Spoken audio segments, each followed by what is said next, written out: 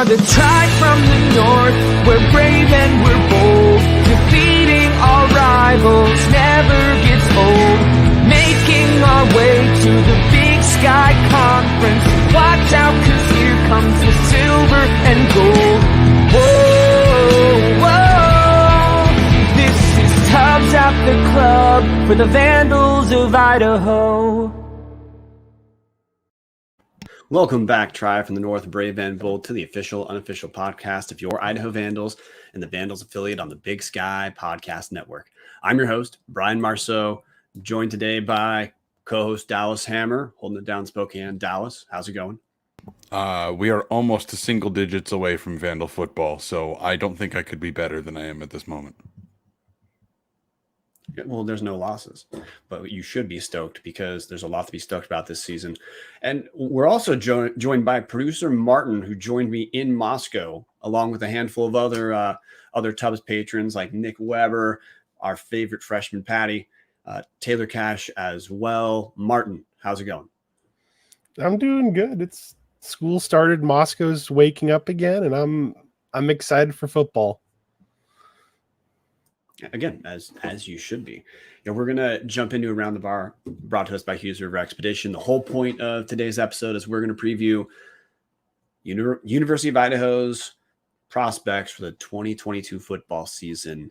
And look, to kick it off, Marten and I were both in Moscow last week to watch the second scrimmage. And look, one of the stories for Idaho is quarterback. What's going to go on quarterback wise. And honestly, from what we've been told outside of the show and from what we saw in person, I'm close to saying I'm pretty damn sure who the starter is going to be. What I saw, and Marten, I want you to tell me if you interpreted different or if there's anything else I miss here. On Saturday, most of the first team snaps, overwhelming majority, were split between Giovanni McCoy, redshirt freshman, and CJ Jordan, technically redshirt sophomore, but he has 4 years to play. And Jabari Gibbs, we've talked about grad transfer from South Dakota State. He did not take as many snaps. Jabari Gibbs did look pretty good. He just didn't take a ton of snaps, threw a 40-yard touchdown pass. But the big thing was, it appeared to be for ECK and Co., was a comparison between Giovanni McCoy and CJ Jordan. And man, Giovanni McCoy looked very good. Should have thrown a pick six on his first pass, but after that, mellowed out, threw a lot of good passes. Thank you, Patty, in the comments section for clarifying CJ is listed as a redshirt freshman because he should be. He's a third-year freshman. COVID rules are weird, but that's why I said sophomore, my bad. Redshirt freshman, but a third-year freshman. After that one pass, man, Giovanni McCoy was absolutely playing lights out. We've talked forever on this show about all the practice reports are that the secondary for Idaho looks much better. Giovanni made a lot of good passes. Most of his connections too were not on guys who were wide open. So if you're curious if that like Bresky cushion truly is gone, it is. Giovanni McCoy just looked like he made a statement. And now this is us speculating, but best information we have, and from what we saw, it looks like if you're going to gamble who the starting quarterback for Idaho should be, it looks like Giovanni is one, unless something changes radically, and I doubt it will, because man, he took the most snaps at the one, and he played real well. CJ took second most snaps at one, and he was a little more up and down. Some of the struggles we saw in the spring, where he looked like he was holding on to the ball a little bit too long. Looked like this is maybe a head issue where we know he's talented. We've heard the practice reports from like Taryn Kovac, who was on our show, who said CJ looks great in practice. It looks like for some reason that's just not translating for CJ at this moment, which is why takeaway for me, based off snaps, based off improvement, Giovanni McCoy looks like the guy, and the guy I would safely gamble right now as Idaho's starting quarterback heading into the season. Marten, tell me, same interpretation, what I miss? I'd say the same thing. If you were to just take somebody off the street and told them to watch practice and guess who the starting quarterback was, I think most if not all would say the same thing, that Gio is the starter from everything we saw on Saturday. I mean, I was unable to make it to the scrimmage, but if Gio is the starter, what a ride for this kid. I know in the spring he was not particularly high up the depth chart. They had Borisch in at quarterback above him, and then ended up clawing his way up the chart in practice. Started the spring game. I know that the spring game was not necessarily great for our offense, but if he's clawed from that to where you guys are talking about him being legitimately very good in that scrimmage, hey, we might have found the guy for the next couple of years. Yeah, two other points I want to bring up. One, this is a thing that I think Vandal fans should be stoked about. Jason Eck got a transfer that he worked with out of South Dakota State, a guy who started under an offense coordinated by Jason Eck. That guy, Jabari Gibbs, is not the starter, which I bring that up because it's just reflective of, we were told when Gibbs came in, he came in to compete. It was a real competition. And the guy who transferred in as a grad transfer did not win out the job. Second, and the comparison, Dallas, because you brought up the spring. The difference between CJ and Giovanni in the spring, from all reports, it was more a battle of attrition of like who was kind of screwing up the least, which also based off when Eck was here, that's early. The offense should struggle with new concepts. This was not that. Giovanni looked like a good quarterback. He looked like a guy that when I left the practice, I thought, okay, well, if he's going to be our starter, this is good news. I'm stoked. Guy looks good. He's got arm talent. He can run well enough. He's 6 foot 180, but who cares about the size? If you got an arm like his, you don't have to be 6'5" in the Big Sky. Hell, you don't have to be 6'5" in the NFL. So he's big enough. We have other questions that might help dictate how he does as starter, but best information, guys, I'm going to say at the very least, best information. It's not been formally announced, but Giovanni McCoy looks like the starter, which leads us to the second point. We're going to now talk about the upcoming season. We're going to go through game by game in a little bit, but I want to throw this back to Dallas. I think there's kind of two ways to approach how Idaho is going to be this season. And there's the case for improvement relative to last season. There's the case for being stoked about how things are going to be, which I'd say is the case for Idaho finishing above 500. And separately, we know, new coach, there can be some growing pains. There's going to be a case for Idaho to finish below 500, depending on which facets of the team you're focusing on. Dallas, I want to throw it to you. Let's just start going over the case for Idaho above 500 first. Pick a position group, and we'll go. I mean, I have to start this off with the head coach position because that's the one that matters the most here. That is, if you're trying to make an argument that Idaho is going to go over 500 this year for the first time since 2016, the argument that you have to be making is Jason Eck is going to be that much better of a coach than Paul Petrino was, and I don't think that's outside the realm of possibility. I think we're probably going to see it halfway through the Washington State game. Wow, this is what we were missing for the last 9 years, and then the Akey tenure, and it's been a long time since we've had somebody that we really thought was a good coach. I know that it's first year, and it's going to be jury out for 4 or 5 years, but the excitement here that Eck might be a lot better than Petrino was is really the thing that you're going to hang your hat on. The other thing is, look, the Idaho defense had its problems with the cushion of death, but the one consistent thing here has been the linebackers. That's not going to change this year. Favai, preseason All Big Sky, coming back for his second full season with Idaho. I know there's the spring season, but realistically, second full fall season. Last year, 76 tackles. I'm expecting he's going to kind of take that Trey Walker role and end up being one of the leaders of the team. Actually, they just announced the captains. He was named as one of the captains this year. No surprise there. There's also a couple transfers, Giuliano Falanico, or Justin Falanico, if you ask Brian, as well as Paul Moala. Both of those guys transferred from USC and Notre Dame. They were guys that didn't play a ton there, but those are some of the most pristine programs in college football, and they transferred here realistically probably to play. And then behind them, there's Hogan Hatton. He played a bunch last year. I know he's maybe not spoken about as much as Hayden, his twin, but He played very well last year, had, I think, 53 tackles. The linebacking core is going to be the depth and strength of the defense once again. And if you're expecting Idaho to go over 500, you're going to see the linebackers be one of the best groups in the Big Sky. And you're hoping that ECK is going to be a giant improvement over Paul Petrino.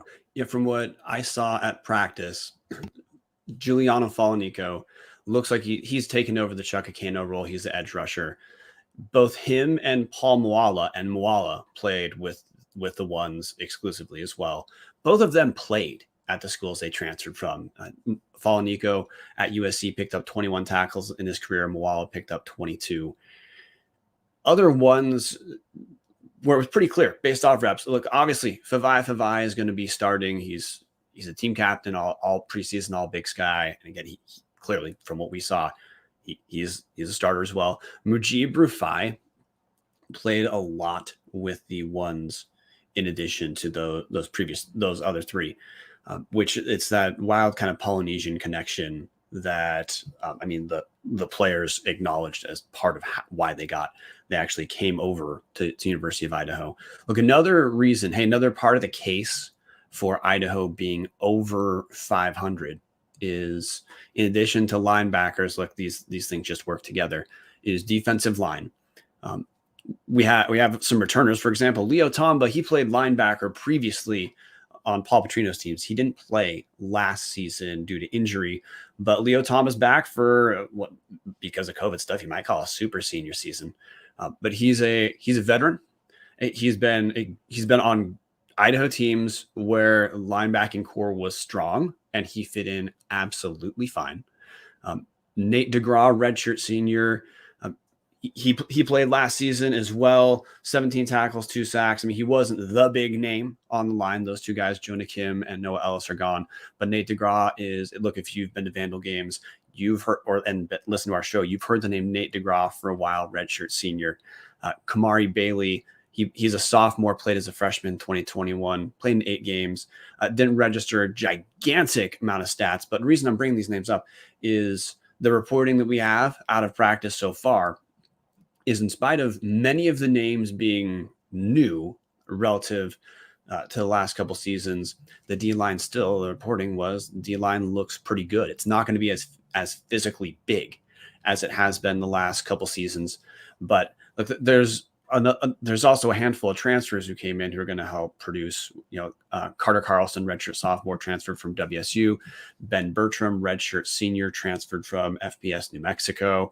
And Devontae Keys, junior, transferred from Kilgore College, junior college, which is, I'll just say, look, we have a few guys who've been going up through the system, but also we have a handful of guys who are probably going to play who transferred in as well, where that D-line is one of the clear spots where you could say, look, X recruiting we should reap rewards from it this coming season.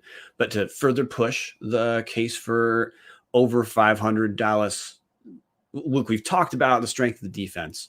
There's another side of the ball we're probably going to get to. Yeah, the offense, I mean, the skill positions are pretty set in stone at this point with guys that are going to be big contributors. If you just look at the receiving room, Therese Traynor last year, 50 receptions, 737 yards, 3 touchdowns. Hayden Hatton missed most of last season, but in the spring, 43 receptions, 613 yards, was up there for all Big Sky awards. Zach Borisch is now in the receiving room, and everybody here knows how quick that kid is. I don't know if he's actually technically registered any receiving stats, but he led the team in rushing the last 2 years, so he can fly. Jordan Dwyer, a freshman from Puyallup, his dad was an Eastern football player. They're pretty high on him. Jermaine Jackson is also back. I don't know if you guys remember much about him, but he took 2 kickoffs in the spring season, blew out his knee on the second kickoff, and then was absent until the very back end of last year. Had a tiny bit of, I think he had like 5 receptions at the very end of the year. Didn't play a ton, but there's your 5 guys right there that are going to get probably a bulk of the snaps. And there's probably young guys that we don't know that haven't had a bunch of stats that are going to get in with this group. This is probably the deepest group on the roster. Yeah, Jordan Dwyer, freshman, is a name that coaches are real high on because they should be real high on Jordan Dwyer. He stood out in the spring. In the scrimmage I went to, Traynor didn't play, minor injury. They held him out. He's going to be fine. But Jordan Dwyer, man, can that dude run? He looked real strong. We're also going to get more production out of tight end. Alex Moore, he's a converted tight end, had been wide receiver. He's a pretty clear favorite target for Giovanni McCoy throughout practice and throughout reporting relating to practice. That's been at the tight end. One kind of a surprise, because when Alex Moore shifted from wide out to tight end, I think either Eck talked about it on our show or Schleisner talked about it. It's essentially told like, hey, switch positions, you're going to get a better shot, because you're not going to wide out. You're just not going to rise above the rest of the crew right now. Well, he's taken that opportunity, and boy, has he ran with it. Connor Whitney's been a solid contributor for Idaho for a while. We got to talk about tight ends as pass catchers, because we know one of the things that will be different this year is that tight ends are going to be a lot more active offensively than they have been previously, with the big name coming out of the practices being, as far as receptions, receiving yards, Alex Moore for sure. Running backs, I'm going to just start talking about running backs too, because that's another relatively strong position group for us. Roschon Johnson definitely looks like he's the number one running back in that room, based off him being captain, based off what we saw at the scrimmage, based off him being picked preseason All Big Sky. Not that, last year he was third team All Big Sky. He wasn't picked preseason All Big Sky. But last year, Roschon Johnson rushed for 444 yards and 10 touchdowns. He's a dude who's had the injury bug for a lot of his career, but he's looking good. He's a guy who every time we talk about spring games, he's been a name this show's talked about for 3 or 4 years in a row. This year, he probably looks about as good as he's looked, considering the team looks better. And he's just clearly one of the leaders of the team. We have Andre Carter is also, he's dropped a ton of weight. His story is a little bit interesting because, 2019 as a freshman, he rushes for 615 yards on 5.4 yards per carry. Looks like he's just going to be the stalwart for 4 years. Then he's off the team for grades. Then in 2021, he works himself back onto the team. So good story, but he clearly was not the same guy in 2021 as he was in 2019, which, hey, he had a year and a half off. And when you're off the team, guys. Your conditioning is all on you. 2021, he 7 touchdowns, which was the same total for 2019, but his yards per carry down to 3.9, 231 yards total. If he's kind of our number 2 back or kind of our bruiser back, you have to expect that his production is going to at least move closer to what it was in 2019, because he's been now with the team for 2 years. But Dallas, I'll let you take over the rest of the running back room. Yeah, there's also Elisha Cummings, obviously probably the most electric runner on the team last year, other than the Borisch category, which is already ruined by Petrino deciding to just run him up the middle every single run. Anyways, Elisha Cummings averaged 5.3 yards a carry, had 371 yards, only had the 1 touchdown, but he did have 12 receptions as well. I know the coaches are pretty high on him because he looked very good last year. I think that you could pull just about anybody watching this video right now, and they'd probably say the running backs were not a problem last year. The running backs are a very solid group of guys. There's also a freshman, Anthony Woods. His dad actually played football at Oregon, so he comes from great genes. One of the freshmen that the coaches are super excited about. I don't know if he's going to be able to crack through. He broke Nick Romano, but he broke a 40-yard touchdown in the game, in the scrimmage we were at. It was kind of off. It was off a bad snap. It's a weird play, but that's another dude who he's got some speed. And then you mentioned, I didn't even get to Nick Romano. Nick Romano is probably going to be primarily a kick returner like he was last year, but Nick Romano is also a good running back. There's a bunch of guys in this room that can all contribute and contribute well if their number is called. And look, we got to hit this real quick. If Zach Borisch is that slash guy, if he's playing the way Jason Eck had made it sound like he was going to play in terms of reps, you'd expect he's going to get some run. He's going to get some runs as well, in addition to short passes. And Borisch is joining Romano on kick return as well. So we hit through some of the relative strengths on both sides of the ball. Dallas. Now and like you said, the coaching is going to matter. All these position groups look better. And these last few years, look, Idaho talent-wise hasn't been embarrassed in the Big Sky. That's part of why we've been frustrated. And like you said, with the coaching change, in theory, the case for Idaho over 500 is, look, there's enough talent already there. and we're going to use it better this season. That's why we finish above 500. But there's a case for Idaho finishing below 500. I'm going to start and throw it to you for position groups. And the first case is, this isn't a Jason Eck thing. This is a virtually every good coach in the Big Sky. When they come over here, it takes at least a year. Troy Taylor is an anomaly of taking over Sacramento State. They go from no wins to winning the league. But part of that was because in their no-win season under Jody Sears, they're just decimated injury-wise in a way that when everyone's healthy the next year, it's just different. Most good coaches, and I'm focusing on the good coaches, not guys who suck, it takes some time. Bobby Houck, even with strong talent at Montana that he walked into in year one of his first stint, they finished 6-5. They didn't make the playoffs. Jeff Choate, his first year, Montana State finishes sub 500. We all know what Jeff Choate later did with that program. Jay Hill has completely turned Weber State around. They were sub 500 first year. These are all guys who are good. And that's not even talking about the current crop of new Big Sky coaches. Chris Ball, whether he's an improvement at NAU or not, they certainly didn't finish above 500. Bo Baldwin, we know, is an improvement at Cal Poly, and sure, it's a reclamation project, but certainly took more than a year for any sort of improvement to register at Cal Poly. Should also say, Jason Eck could do everything right, and it would be an average track for Idaho to not finish above 500 in his first year, because football is not basketball where you just need two guys and it changes. We're talking about an entire culture. We're talking about a lot of guys. And also the big thing, Eck has talked about building depth across positions. That's one of the things that separates the best teams in this conference, your Montanas and Montana States, from maybe your Idahos, is Montana and Montana State. They have depth across multiple position groups where they can take the injuries that will come in a football season. And Eck can't do that in a year. That's a developmental project. That's part of why some of those schools take the amount of time. I'm done filibustering. No, Brian, you hit on it. It's the depth. The depth is going to be the problem. And the first group that I'm going to call out, I don't mean this as a shot to any of the players that are going to play a bunch of snaps. I don't mean this as a shot at any of the players that aren't going to play any snaps. But the offensive line depth is probably going to be the biggest hurdle for Idaho to get over. And it's nothing against the guys that are in that room. It's that almost none of them have really played. So we don't really know what we're going to get with most of them. But if you go through the lineup here, you've got Logan Floyd, all Big Sky talent. He's going to be a starter this year. It'll be his 5th straight year as a starter because of the COVID thing.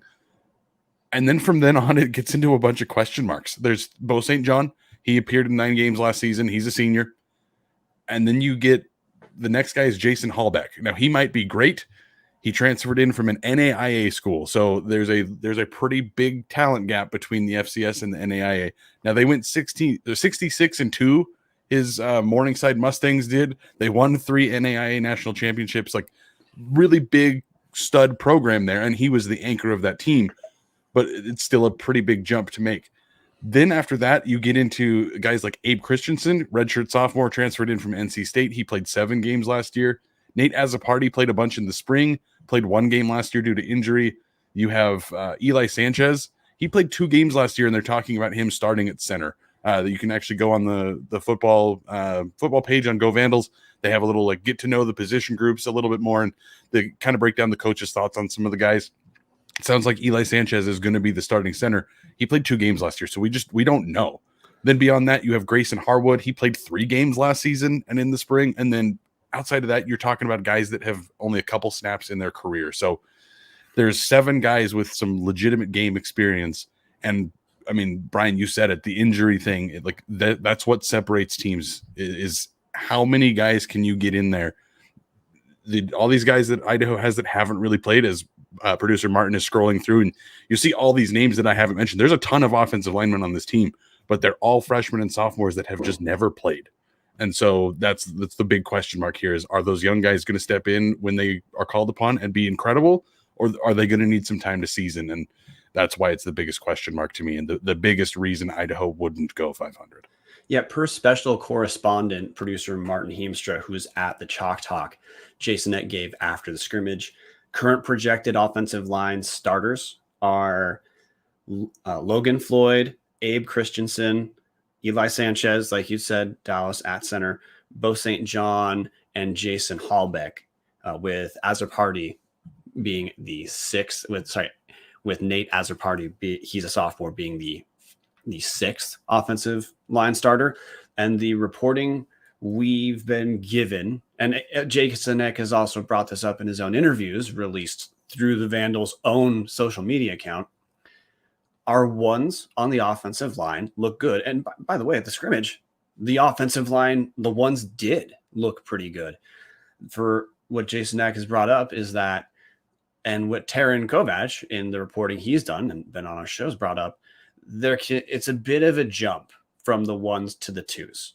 We have a lot of guys who are younger who just need more time to get bigger, and we know offensive linemen are going to go down. So look, that's the big issue you're going to see across the groups where there's question marks is, one, do we have enough depth? And if we finish below 500, the answer, especially on the O-line, is probably going to be we had too much injuries relative to the depth we had if we finish sub 500.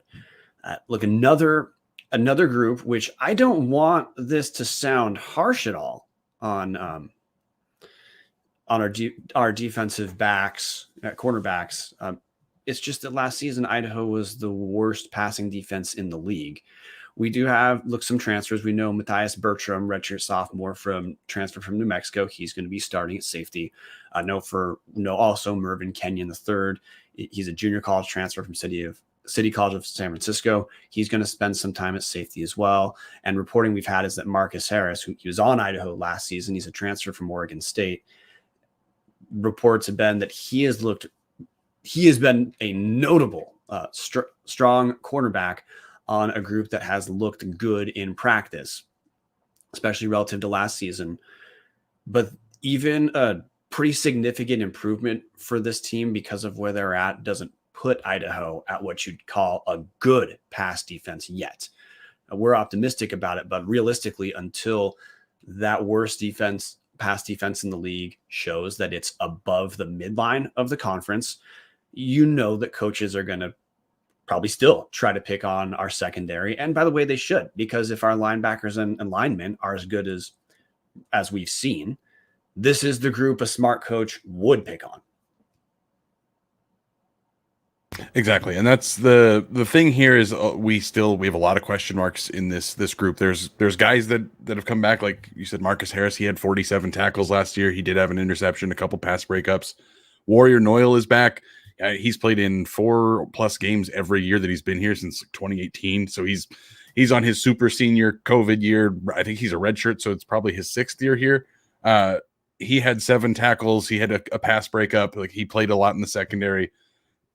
There's Jeremiah Salam. He had 7 tackles and 3 pass breakups. He transferred from Kent State. So, the talent's there. Maybe he just didn't play a bunch last year.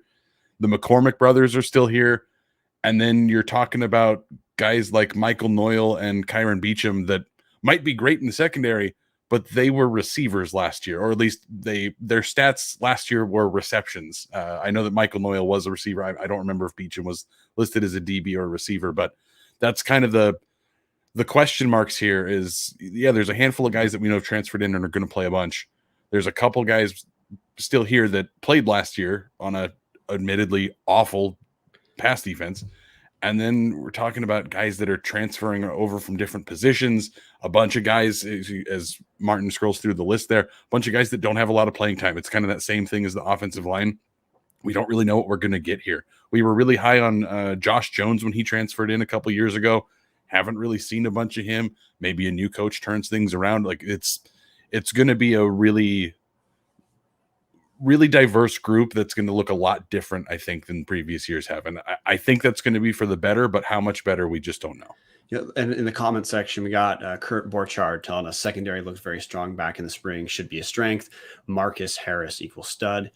And look, this is one of the questions now, and relating to our questions is that Rob Orich, there's a lot of excitement about him as a coach, the different strategy he's going to bring. I can tell you, watching the scrimmage, I mean, our defense did look different.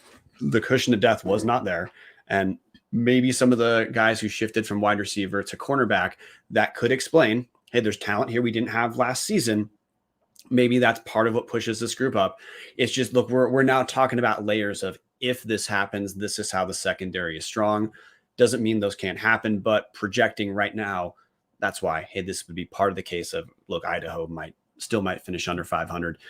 We're going to hit a group we talked about earlier for a moment when we talked about spring update, which to me, the case for under 500 is quarterback, which is not that I'm low on our quarterbacks. It's, look, we're going to be, if Giovanni McCoy is the guy, which best information is that McCoy is the one. I mean, to be clear, X said it was down to a 2-person race. Last week when we talked, it had been a 4-person race. Understanding is the 2-person race is that it's Giovanni McCoy and Jabari Gibbs, and that everyone should expect, based off reps and based off performance, that Giovanni McCoy is the guy.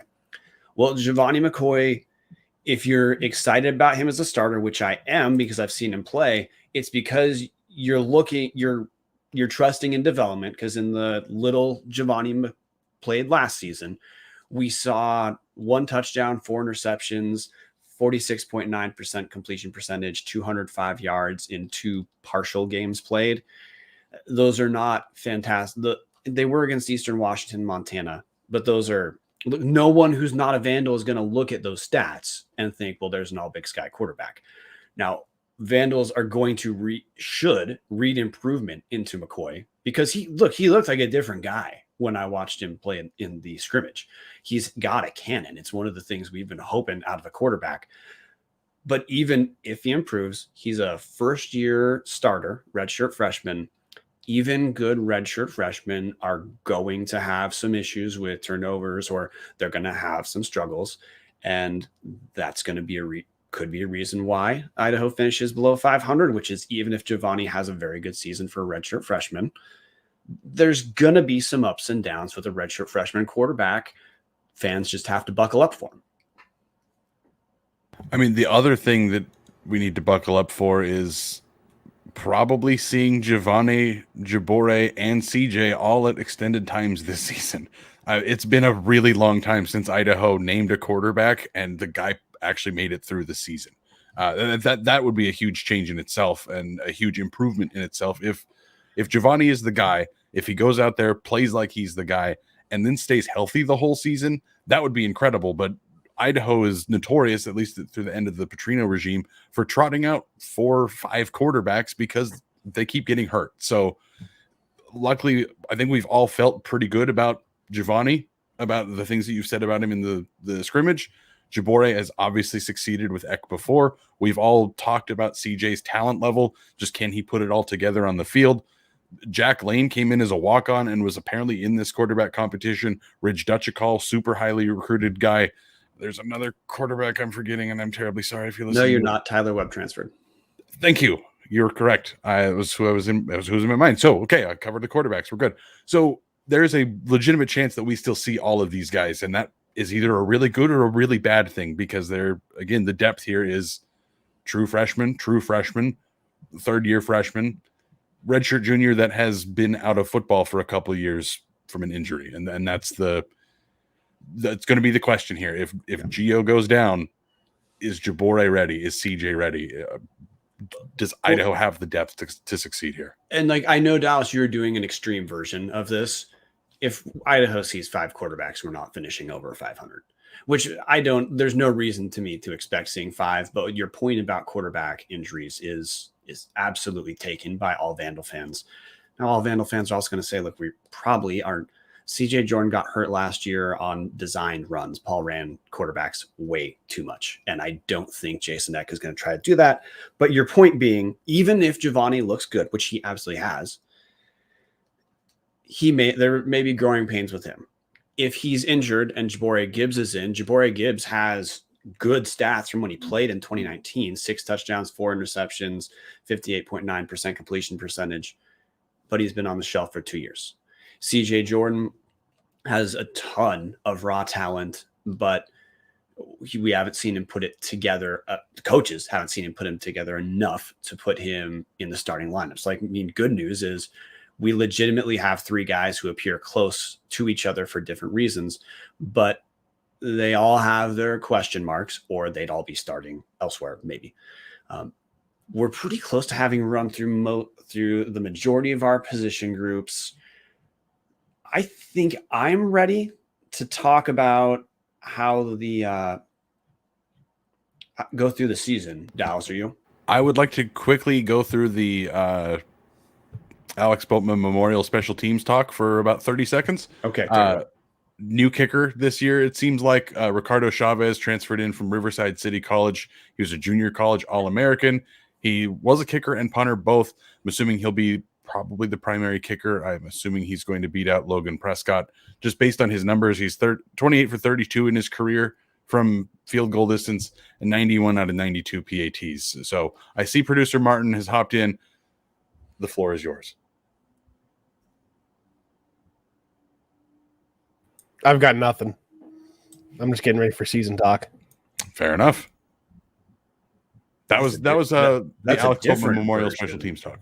Yeah, that's a different version of the Amateur Hour, guys. Brought to you by Tubbs at the Club. So speaking of brought to you by Tubbs at the Club, look, we're still around the bar. Brought to us by Hughes River Expedition. If you're looking for a great all-inclusive week-long vacation, don't look past your backyard. Venture into the largest protected wilderness in the continental U.S., located right here in the great state of Idaho. Enjoy a multi-day trip down the Middle Fork of the Salmon, the main Salmon River no return, Salmon River canyons or the Selway, and you can even check out special trips like the one to see the Perseid meteor shower. Camp on pristine beaches, run amazing whitewater, hike scenic trails, spot wildlife, soak in beautiful natural hot springs, take in the history along the river, and fish some of the most remote stretches of river in the country. You just bring your clothes, let HRE handle the rest. Hughes River Expeditions has been Vandal owned and operated since 1976 and ready to take you on the vacation of a lifetime. What are you waiting for? Find out what it's like to grab a paddle, catch dinner, and ride the bull all throughout the Gem State. Call them now, 800-262-1882, or check them out at hughesriver.com. And we now have a season to go through, which, guys, instead of just picking how Idaho's going to finish, we're going to walk through game by game. Producer Marten, you are off the shelf for this as well. Week 1, September 3rd, Idaho opens at Washington State. Dallas, we're about to talk long about that episode, about that game next week. But look, we know this game is a pay game. Idaho is doing this to fund the athletic department. I'm going to pick Idaho to lose because we're playing a Pac-12 team. We should expect Idaho loses. The big thing is just getting away without losing some of our depth and having a respectable enough outing so that we don't lose some of the excitement. I mean, that's the only thing you can hope for. I know there are people that are very excited and think that Idaho is going to come out and punch the Cougs in the mouth, but everybody seems to forget that this Wazoo team was actually really good last year. Their record was only 7-6 because they couldn't score. So what happened when Rolo got fired? The defensive coordinator comes in, brings in Cam Ward from Incarnate State, the freshman of the year in the FCS, threw for 40-some touchdowns. They're moving back to the air raid. They're probably going to score more points. Their defense is going to be unbelievable. Just hope for health. The next week, September. Oh, Marten, I ran right over you, dude. It's all good. I'm just going to keep it short and simple. Even though I am Mr. Sunshine and Rainbows during these previews, I am going to go the big fat L for Idaho. And of course, Dallas knows we'll forgive him. Cameron Ward went to Incarnate Word. Tubbs at the Club, group chat. Supervisor Marten may have typed that. But okay, week 2. Idaho at Indiana, and this is just a pain in the ass that Idaho starts with back-to-back Power 5 games to fund the athletic department. But look, Idaho, again, first 2 weeks, the goal is to not get embarrassed and to not decimate our depth. I'm picking a loss at Indiana. Yeah, same here. It's a loss. Indiana was awful last year, and they beat Idaho by 40. Not a chance. I hope it's going to be a lot closer, but I still think it's going to be another L for Idaho.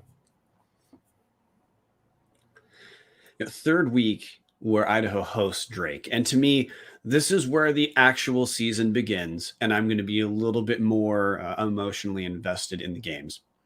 Drake's an FCS team. Drake's non-scholarship pioneer. This is an absolute must-win for Idaho, but Drake, talent-wise, is probably not better than some of the better D2 teams. This is where Idaho gets to turn it around. Definitely going to pick Idaho winning at home against Drake and probably winning in a convincing fashion, because after the first 2 weeks, they need to. I'm flipping off my wife writing mean comments about me in the YouTube channel. Somebody get in there and defend me, please. No, Idaho is going to steamroll Drake. Drake is absolute ass cheeks. Last year, Drake had one FCS win. They beat Butler 6-3. They're going to get smoked by Idaho. Same. It's not going to be close. I think Sam Herder had them picked like eighth, and he picked them like eighth in the Pioneer League in his Hero Sports preview. It's not going to be close at all. No, while we're going through the next games, Martin, one of us can look up the Sagarin ratings for Drake, which the only reason it would take a long time is because there'd be quite a bit of scrolling involved to find. Oh, I found it, guys. Drake and Sagarin is rated 246 out of 260. So they're 261. Do not forget about Presbyterian College. Oh my God, you're right. 261. So 246 out of 261. That's part of why I say, look, Idaho needs to win this in a convincing fashion. Look, Idaho's ranked at this point 164 in Sagarin, which doesn't mean anything. No one's played, but that's the reference point. Drake is expected to get their ass kicked against Idaho. I expect that's what's going to happen, but it's going to be important to me that Idaho, after two rough starts, has to beat the shit out of Drake, which leads us to first conference game. And this, to me, man, this might be the most important game of the season. I say this because I think, look, we're this early in the season. Idaho probably doesn't have a ton of injuries yet. It's at Northern Arizona. That's another one of those mid-level teams that if Idaho's going to finish above 500, they have to beat. And I'm going to put Idaho as beating NAU, which this is where I think we're going to get our first divergence probably. But for me, week 4, Idaho, I'm going to pick Idaho over Northern Arizona today. Today, as it stands, I can't do it. And I know I'm about to get flamed in the chat. And that's why nobody came to defend me from my mean wife. I am going to pick an NAU victory here. I can't take Idaho with the question marks that they have and RJ Martinez being potentially one of the 3 best quarterbacks in the Big Sky right now. I can't do it, especially on the road. I got to give it to NAU.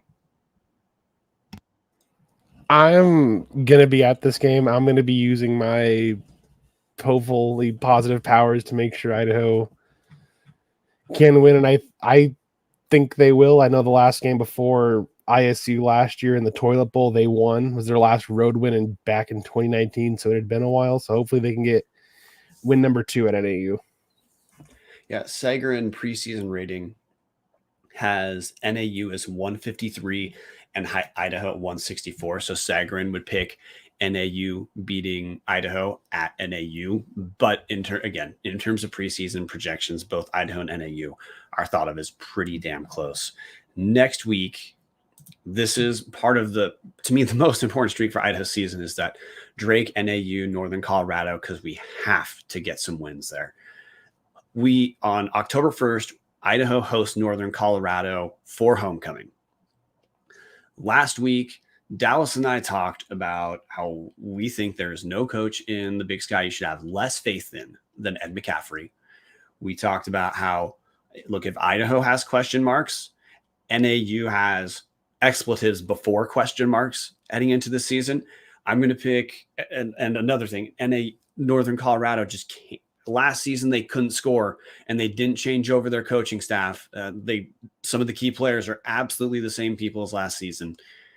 I'm going to pick Idaho to beat Northern Colorado at homecoming, and heading into our bye week, the following week, Idaho is going to be running on a 3-game winning streak with some actual momentum. I think the McCaffrey family is closer to getting fired than they are beating Idaho in this game. So I'm going to pick Idaho. I'm picking Idaho. Fighting McCaffrey's have no chance. Yeah, Sagarin rating preseason for Northern Colorado is 207. So then, look, we're at our bye week, and at this point, Marten and I both have Idaho at 3-2. Dallas has Idaho at 2-3. And the reason why I think that early season stretch is so damn important for Idaho is if Idaho's going to finish above 500, there's some good teams we have to beat. But first, we also got to take care of the games that we should take care of to give us that actual margin of victory.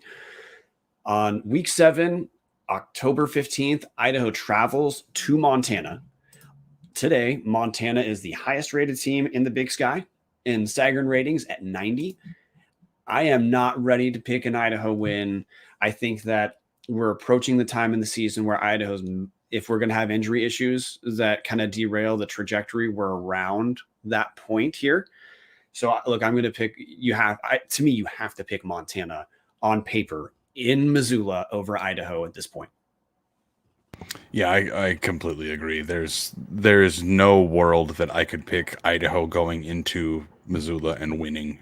Not right now. 5 years from now, maybe, but not right now.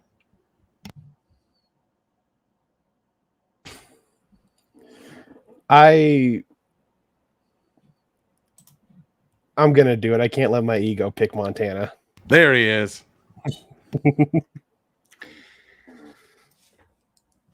Which listeners know, look, if Idaho's going to beat Montana in Montana, we're probably not losing again for the rest of the season.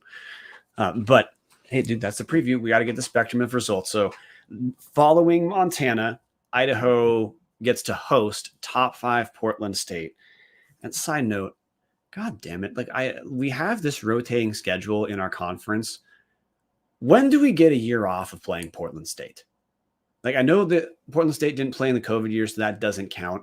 But look, when Idaho came back to the Big Sky, I was not thinking, thank God we get to see Portland State every year. But turns out they're an unofficial protected rival based off of how often Idaho plays them. Sagarin ratings today have Portland State as 171 traveling to Moscow, which means on paper, Idaho would be favored in that game against Portland State.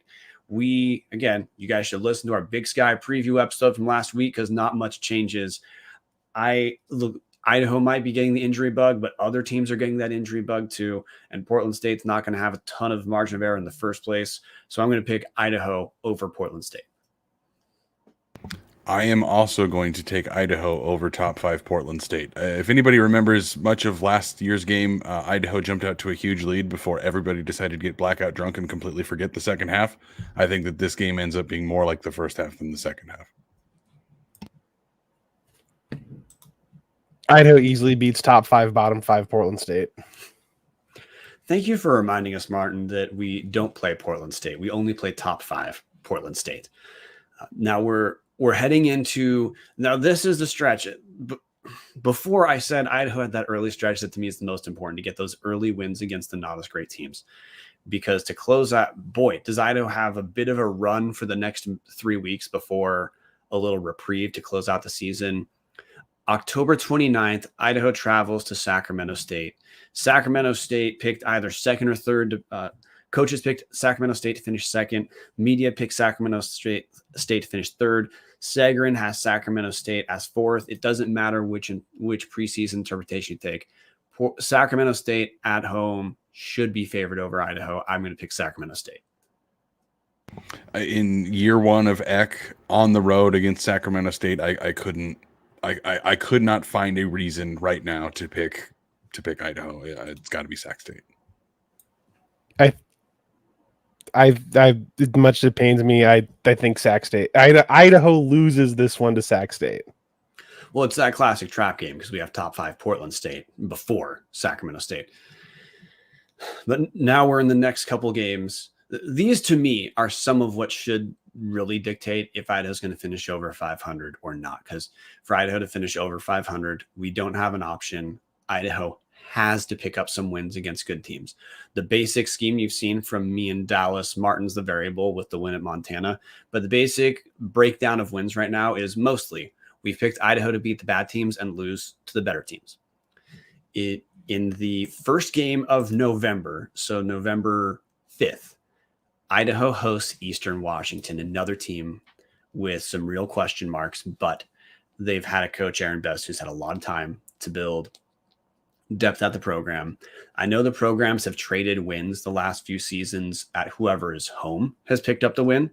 But at this point, because injuries are going to matter for every team, and Eck just hasn't had enough time to build up depth. I'm going to say Eastern, even though it's in Moscow. Eastern Washington's going to pick up the win over Idaho. Also for Eastern, this far in, if they have QB issues, they've switched over, and they've had time. They have depth, and they've had time to assess what's working and not working. I got to pick Eastern. Yeah, if Eastern was the game opening the Big Sky, I'd probably pick Idaho on the rare upset if Gunnar Talkington is terrible, or Idaho just being healthier. At the end of the year, I couldn't take Idaho against Eastern. Like you said, if they're having quarterback problems, they will have switched to somebody else that will probably have lighted the fuse, because that's how Eastern does things over there. They grow quarterbacks in a basement, and then when they decide they need one, they just trot some random dude out and he plays for 4 incredible years. So I got to take Eastern. I'm picking Idaho. Shane, I don't know if you're listening to this, but he's an Eastern friend of mine. He's an Eastern coworker of mine. It's a big Eastern fan. Just talking them up, but I feel like it'll be a close, but a win for Idaho. And following week, we play, and the discussion is similar to what we just had 10 seconds ago. Idaho hosts UC Davis. And UC Davis is another one of those teams that's kind of, they're certainly not bad, but they're viewed as around middle-ish, but kind of top middle of the conference. Sagarin has them at 141. Again, Idaho, Sagarin has it 164 as your preseason, metrics. This is one that pains me, because I think it's not awful for Idaho if we're going to finish over 500, that some of the teams we have to beat are in Moscow. We're just going over back-to-back games in Moscow against some tougher teams. And I'm not high on UC Davis. Listen to our preview episode. But I just don't think Idaho yet has the depth this far into the season. I think at some position group, particularly O-line, we're just gonna have some difficulty against a team that maybe we think we should beat. This might be the signature game to me that Idaho fans watch and say, look, we're better than this team, or we should be better than this team. We're just a few players short. I'm going to pick UC Davis. This is really weird for me. I'm going to be the optimist here. I'm going to take Idaho over UC Davis, and here's why. Idaho is absolutely the trap game on UC Davis's schedule.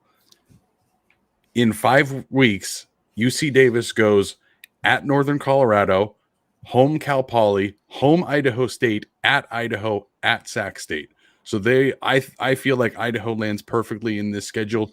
The 3 cream puffs, then it's Idaho, then it's Sac State. They are absolutely, if they are winning and projected to have a shot at the playoffs, they are going to overlook Idaho for Sac State. In the time that Idaho's been in the Big Sky, I don't think Idaho has beaten UC Davis. I know Dan Hawkins seems to have had Idaho's number for quite a while, going back to his days as Riverside Tech, I think. And I don't think that stops here, at least this year. I think it's going to be a close, but a UC Davis ekes one out. See, now Idaho was pretty damn close with UC Davis last season at the time UC Davis was playing their best. See, now I'm talking myself into an Idaho win. This is just the game I'm going to star, as I am have the least faith in this prediction of Idaho losing to UC Davis because it's in Moscow. It's just, I have to think that depth at some point is going to impact Idaho's season. And I have to think that because of depth, Idaho's going to have at least one game we should win that we don't. And this, to me, is the one I'd circle on. UC Davis here is the one I'd circle on my schedule. Dallas would probably circle NAU as the one on his schedule, where if Idaho's going to lose a game we should win, Dallas is saying early in the season, which might make sense for the team hasn't come together yet. I'm saying we drop it later in the season because of depth. Then we close the year out at Idaho State. And boy, do I have no real concerns here. Both first-year coaches, neither's had enough time to get the depth they need in place. And Idaho started off, spoiler alert there, Marten, and Idaho started off a step ahead of Idaho State. I'm going to pick Idaho to easily win the ICCU Battle of the Dome / King Spud game, close the season out on a high note, and give us Vandal. And it won't be like last season's closing against Idaho State, where it was the most meaningless game in the history of football.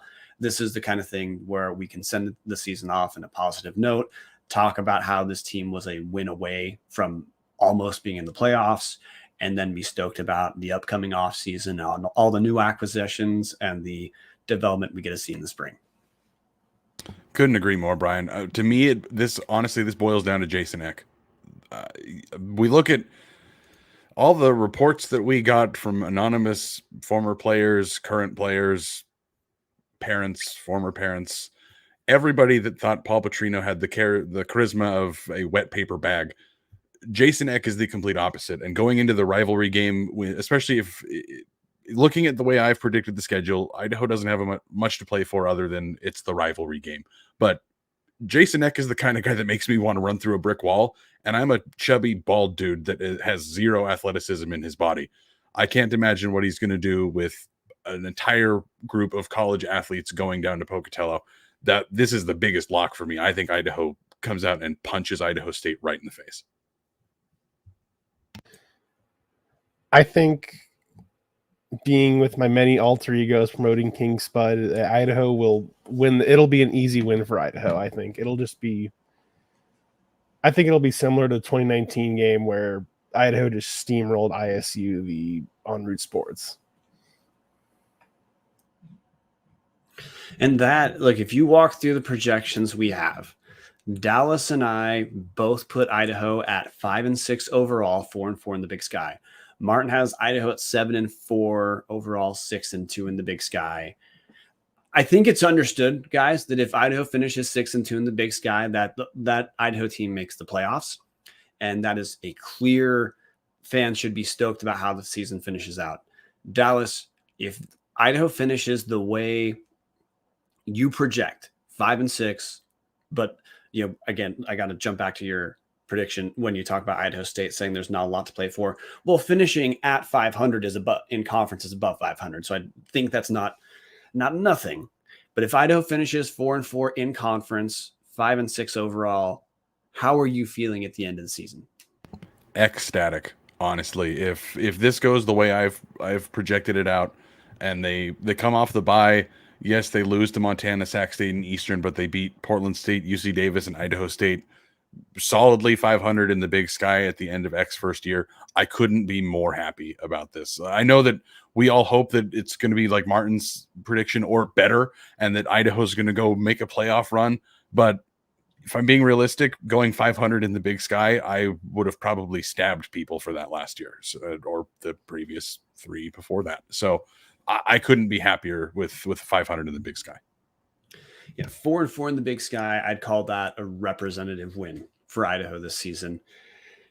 One, we wouldn't be finishing below 500, but 2,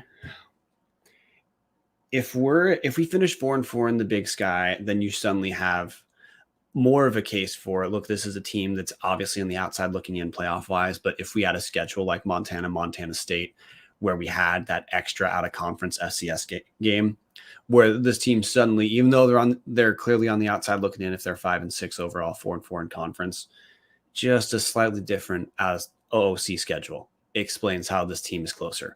Or like we both talked about, we think, look, first year head coach, O-line depth is an issue. Redshirt freshman very likely starting as quarterback this season. There's going to be some lumps at some point, whether it's early in people getting getting themselves set, or whether it's late where teams now have more tape and freshman quarterback just hasn't had to go against teams who know what he wants to do and what he's good at. There's going to be, you should project a loss that you don't think should have happened this season. So look, 4-4 in conference, 5-6 overall. That sounds like an high end of a Petrino season, but tonally for me, what I care about is that we can see the generalizable things about how Idaho's better going into the future. And if we lose a couple games because we're starting some young guys or we lack depth, whatever, it's a first year head coach. He needs some leeway. And if look, the way we've talked about this so far, Dallas, is we're fine. We think all Vandal fans need to give Jason Eck a clean slate. Look, as much as this show was harsh on Paul Petrino, because we should be, this is Eck's first year. There needs to be some allowance for development and growing pains, both in the coaching staff and in the roster. 5-6 overall, 4-4 in conference. That to me would say there's some representative wins that explain why I am still just stoked about Idaho football coming into next season. Absolutely. Even honestly, you look at the games that you and I kind of split, the NAU and the UC Davis game, even if they lost both of those and went 4-7 and 3-5 in the Big Sky, this is still like there are building blocks happening here. And that's the key to take away. Even if this ends up being a rough season, there was nothing to build off of from last year. Like Paul Petrino lost that locker room. Idaho was getting blown out game after game. Like you could tell that the players just didn't care anymore. Like didn't care to play football, but didn't care to listen to him. And honestly, I didn't care to listen to him the first day he stepped on campus, but that's another story. Get a couple beers in me off camera and we'll talk. But there's a rebuilding that has to happen here. I mean, you saw the Kibbe Dome at the end of last year. There was nobody in it. Like this is a rough rebuild job. We think that Eck is the guy and that he's going to make progress and they're going to go 500 in conference first year. But even if that doesn't happen, there's no reason to be disappointed that it didn't happen. Like if you take a big step back, this is a team that dropped down to the FCS, thought they were going to win, and got punched in the face just year after year after year after year. The fan base has dwindled. Attendance is at an all-time low. Like this is a pretty rough shape for this program to be in. It could take a lot of time to turn this around. So give Eck the patience if the first year does not go out as well as we all hope. And the two things I'm going to point to schedule-wise, we talk through as being important in different ways. There's two stretches that are going to be make or break to me for Idaho season. We already talked about that early stretch after the two FBS games of versus Drake at NAU versus Northern Colorado. Getting momentum there is absolutely essential for any sort of positive outcome in Idaho season. The second make or break stretch is after Sac State. It's back-to-back home games of Eastern and UC Davis. If Idaho is a team that finishes above 500 and makes the playoffs, then that means we have to be able to beat both those teams probably. Both those teams are in that same mid-ish tier that Idaho is, with Eastern and UC Davis at this point being understood as before we played games, being understood as being above Idaho. If Idaho is going to make the playoffs, we have to be stepping over teams who were picked below. And that November 5th and November 12th game versus Eastern, then versus UC Davis, both in Moscow, that's that other make or break time. The way you would just read the schedule for me in Dallas right now is Idaho doesn't make it in both of those stretches. Marten, do you have any last thoughts? You've been silent for quite a while. I want to see if you've got any last thoughts. I've got no words of wisdom right now. Well, that's our overall season prediction. Now just a couple, I guess, kind of fun, or just a couple, like hot take questions, Dallas, to go through. Safe to say, what's the single Idaho loss you have the least that you picked? You have the least amount of confidence in. You have the least amount of confidence that they win, or you mean the least amount of confidence that I might be wrong? You picked a loss, and you have the least amount of confidence that Idaho will actually lose that game. Oh, you put the words in my mouth earlier. It's NAU. It's absolutely NAU. That's the one that's like a coin flip to me. Like the only reason I picked that is because their quarterback might be one of the best in the conference at this point. It just based on everybody leaving. He looked pretty good last year once they finally figured that out. It's Idaho's first conference game under Eck. I can't project what's realistically. Idaho's going to come into this 1-2. They're probably going to get steamrolled by two Power 5 schools and then crush an abysmal Pioneer League team. We're not going to have a really good picture of what this team is. So it's a total coin flip to me there. Okay, at least a confident loss that I projected is UC Davis, because I just don't think there's almost any talent gap between Idaho and UC Davis except for maybe some depth, and that is it. Marten, of Idaho losses, you only predicted 4. what loss do you have the least amount of confidence in your pick? I think I'm the same. I think UC Davis is just a true coin flip for me. Okay. Dallas, Idaho win that you picked that you have the least amount of confidence in. I was going to say UC Davis, but I feel like we're all just going to say it's the NAU and the UC Davis game. So I'm going to pivot. I'm going to say Portland State. Portland State, this is their year. If Barnum wants to keep his job, this is the year that everything has to happen for them. They brought back almost their entire team except their quarterback. Now, yes, he was one of the best quarterbacks in the conference. So replacing him is going to be a tough stretch for them. But I mean, they should have probably beat Idaho last year with how poorly they played in the second half. Completely new coach. That's going to change a bunch of things. But on paper, Portland State brings back a decent enough team.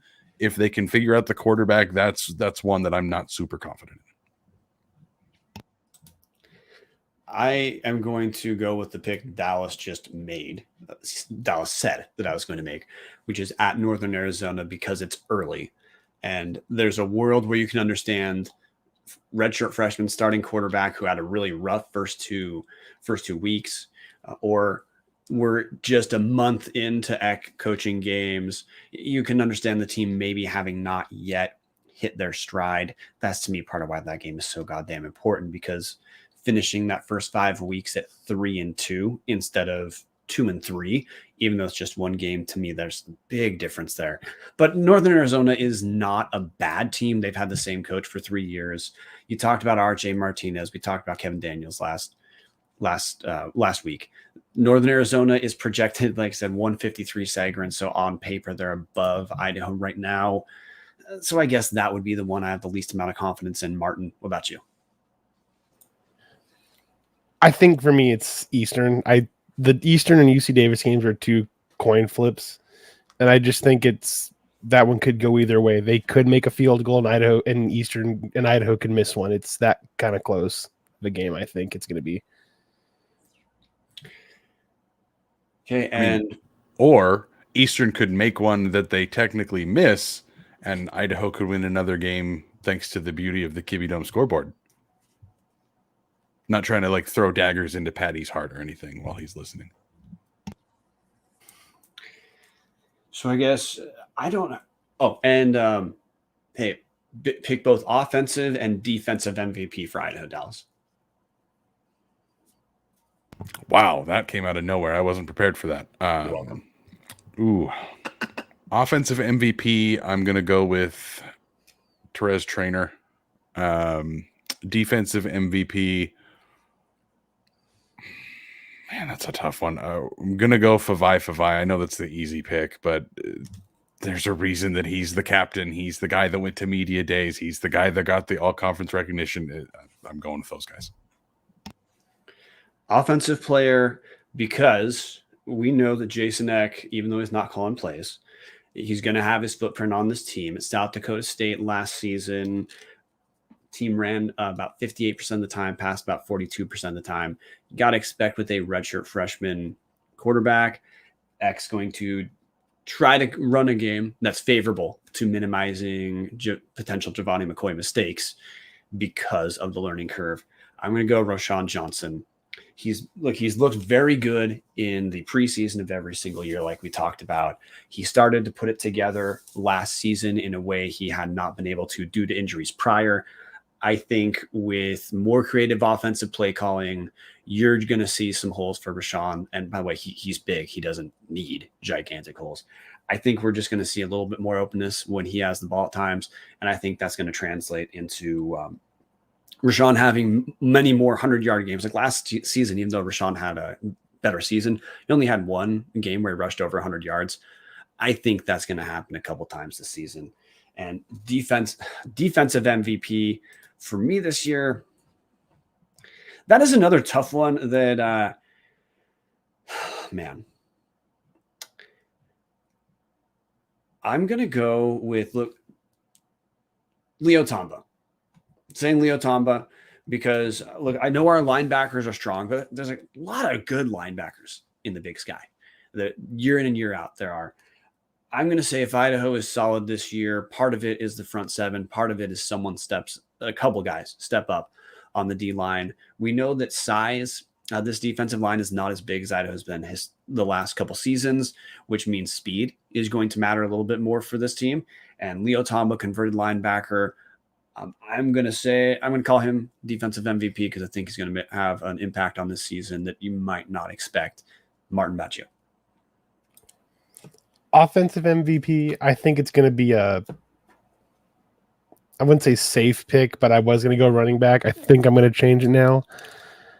I think Giovanni is going to be leaning on maybe some more of the tight ends, and I think I'm going to go Connor Whitney for offensive MVP this year. Oh, even over Alex Moore, who's been like the favorite target? Mm-hmm. Okay. Understand? Okay, defensive MVP. Giuliano Falanico. I think he's going to have a big impact and is going to fuck shit up. I should have said Falanico, man. Probably just terrified of screwing up that first name. So I have a spicy hot take I want to jump in about with this. Throw it in. We got hot take time. The reason I did not go running back is because I honestly don't think that Idaho is going to have a running back put together enough individual stats to win that type of award. Guys, Andre Carter looked so good in 2019. If he's back in shape this year, I think he's going to end up stealing a lot of carries from Roschon. I know that Roschon's the captain. I know that he's the redshirt senior, but goddamn, Andre Carter looked so good as a freshman. If he's back in shape, I question honestly how much of the game Roschon's going to see, because I thought Andre Carter that year was the best running back on this team.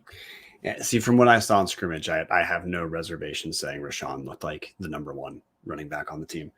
But hey, it's hot take time. Andre Carter was effective, was kind of electric, weirdly electric for the style of runner he is in 2019. He's had some time to get back in shape. Yeah, dude, maybe you're right. I don't have much else to talk about this season. Well, I do, but in keeping the episode under 2 hours, I'm ready to jump into a little bit of house cleaning stuff. First thing is, and Marten, you teased it earlier. Brian, should we do my thing first and then end with the tease, you think, maybe? Producing in public, go ahead. Okay. Well, first, ain't nothing like Vandal football, right, Brian? Jesus Christ. Well, first of all, starting off the Marten minute, it was a little bit of rough soccer. They started off nice 2-0 win against UC San Diego, and then had a clunker follow-ups, lost 7-2 to San Diego State. I don't know what happened. It wasn't pretty. I know they play. Their next game is on Sunday at 1 in the Kibbie Dome. If you're in Moscow, come out to the game. It'll be a great one. Other than that, I don't got a whole lot. I know Idaho volleyball starts their season this week. I can't remember the exact games. I know they have a couple coming up. It is a young new team, but they look really good with all the new players they got. And hey, you know what? I want a big congrats to Brian making it almost a full show without going veggie talk. I really, really want to congrats him on that. And that's all I got for the minute. And I lied, guys. We have another football segment. We have to start picking the Big Sky because there's a Big Sky game. This is week 0 in college football. Idaho State travels to UNLV this Sunday for the first Big Sky game of the season. Dallas, who you picking? I mean, UNLV. I mean, I'm not taking I'm not taking a non-FBS school in an FCS game. I'm just not, unless it's Montana. I just can't do it. Are you sure? Idaho State is only rated 86 teams below UNLV in Sagarin ratings. UNLV is 114, Idaho State's 200. Obviously, you should pick UNLV to win this. The biggest news out of Idaho State recently is that Tyler Vanderwall is going to be their starting quarterback. That was announced the day after we recorded. Marten, UNLV, Idaho State, who you picking? I'll go 45-14 UNLV over Idaho State. I'm that confident with the score. Yeah. Okay. The house cleaning now that we can get to is 1, patrons. we have some stickers we're going to be sending out to you guys. They're not just Tubs of the Club stickers.